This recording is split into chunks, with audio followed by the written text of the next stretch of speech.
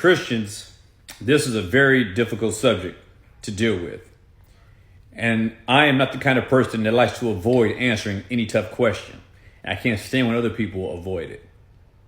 But admittedly so, this one takes far more than what 3 minutes on TikTok would allow me to be able to answer adequately, and not have people run away with worse ideas about the gospel than they may already have.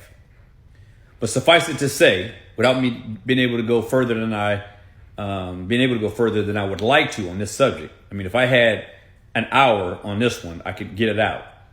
But suffice it to say that this passage definitely sanctions two types of slavery. One type that applies to the nation of Israel of the day, and that was called indentured servitude. In that scenario, they could sell themselves. Jewish people, other Israelites could sell themselves to other Jewish people to pay back debt and then be released from that slavery, from that indentured slavery at the year of Jubilee. And then there was the second type of slavery, and that was called chattel slavery. And that means that that a foreigner could be owned perpetually by an Israelite owner. Now, what needs to be clear, what I need to make very clear now, is that the chattel slavery applied to all foreigners outside of the nation of Israel, without regard for race or color. So slaves then were white, brown, red, purple, blue, of every hue. And that's the part that needs to be understood.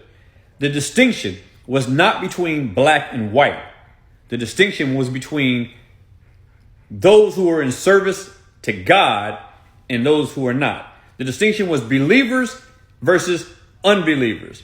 The distinction was between those who followed and obeyed Jehovah and those who did not.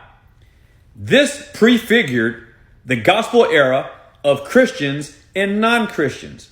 So, in keeping with the typology of the Old Testament finding itself fulfillment in the New, in the New Testament clearing things up, Christians should never have been enslaved, whether they were black or white. Should never have happened.